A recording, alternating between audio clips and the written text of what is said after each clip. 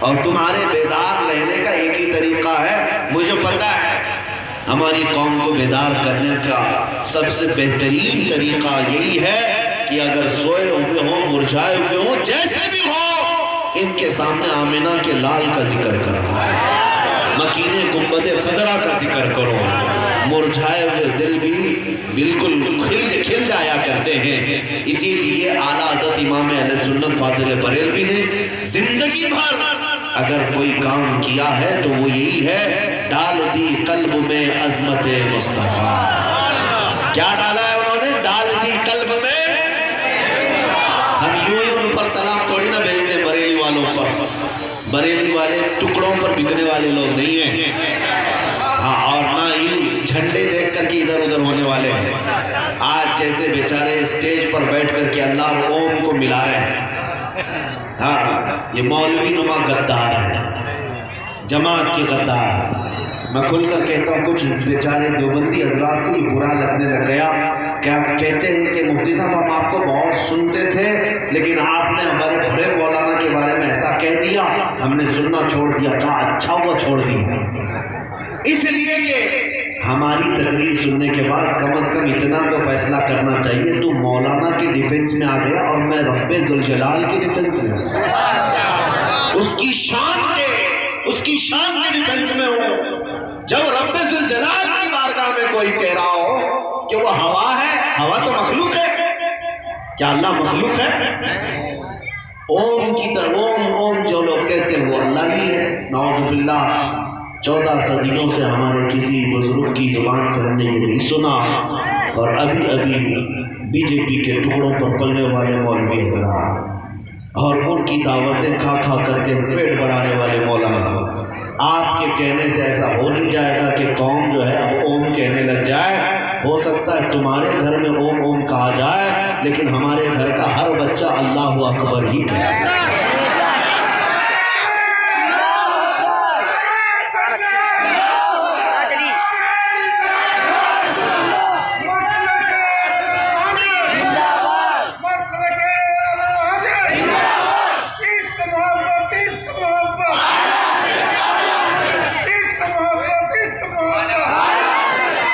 یہ بات میں آج کیوں کہہ رہا ہوں؟ بعض لوگوں کو برا لگ رہا ہے، ان کے بارے میں کیوں اتنے سخت لہجے میں کہہ رہے ہیں؟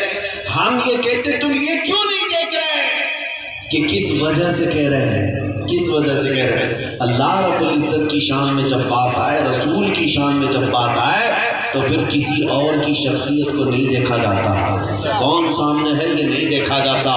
مجھے مولانا شمشاد اظہری صاحب نے بتایا، ان کے مرحوم دادا سراج نیتا صاحب جو مدرسے کے بانی بھی ہیں، ہاں وہ نیتا بھی تھے، دنیاوی سیاست بھی کرتے تھے، بہت سارے معاملات بھی تھے، کسی جگہ گھر میں دعوت میں تھے، دعوت میں جہاں تھے، دعوت جس نے کیا تھا اس نے ان سے کہا، نیتا جی سے، سراج صاحب یہ کیا بات ہے کہ ہم رسول اللہ کو بہت چاہتے ہیں لیکن انہوں نے تو اپنی بیٹی کو کہا کہ میں خود تمہارے کام نہیں آؤں گا، تو پھر کیا مطلب ہے اس کا؟ اس طرح کے شوشے چھوڑنے والے، اعتراضات چھوڑنے والے بہت سارے ہیں، لیکن مولانا نے بتایا کہ ان کے دادا کھانے پر بیٹھے تھے، دسترخوان سے اٹھے اور 2 جھاپڑ لگائے اور کہا اس کے بعد سے تمہارے دسترخوان پر کبھی میں نہیں آؤں گا۔ یہی ایمان ہے اور اسی کو استقامت کہتے ہیں۔ ہم یہ نہیں دیکھتے سامنے والا ہمیں روٹی کھلا رہا ہے کہ بوٹی کھلا رہا ہے، ہم تو یہ دیکھتے ہیں کہ اس کا سینہ میرے نبی کی محبت سے بھرا ہے کہ نہیں بھرا ہے، اور اگر سینہ حضور کی محبت سے بھرا ہے، وہ چھوٹا سا ٹکڑا بھی کھلائے ہمارے لیے وہ تارا ہے، اور اگر حضور کی توہین کرنے والا کوئی نیتا ہو کہ پیتا ہو کچھ بھی ہو، ہماری جوتیوں کی نوک پر ہے۔ اتنی بات یاد رکھو، اسی کا نام ایمان ہے، اسی کا نام جذبہ استقامت ہے۔ تمہیں شخصیتوں کو دیکھ کر کے فیصلے نہیں کرنا ہے، تمہیں عظمت رسول دیکھنا ہے، تمہیں یہ دیکھنا ہے۔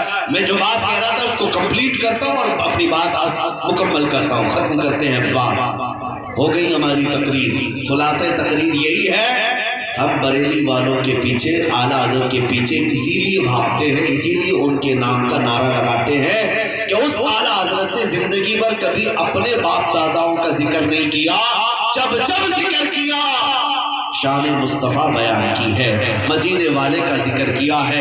جب بہت سارے بھونک رہے تھے نبی کو پیٹ پیچھے کا علم نہیں، نبی کا علم ایسا ہے ویسا ہے، تب بریلی کا امام یہ کہہ رہا تھا سرور کہوں کہ مالک و مولا کہوں تجھے، باغ خلیل کا گل زیبا کہوں تجھے، اللہ نے تیرے جسم منور کی تابشیں، اے جانے جام جانے تجلا کہوں تجھے، تیرے تو وصف عیب تناہی سے ہے بری، حیران ہوں میرے شاہ میں کیا کیا کہوں تجھے، لیکن رضا نے ختم سخنف نے کر دیا، خالق کا بندہ خلق کا آقا کہوں تجھے۔ وآخر دعوانا الحمدللہ رب العالمین۔ آپ حضرات تھوڑی دیر کے لیے بیٹھیں۔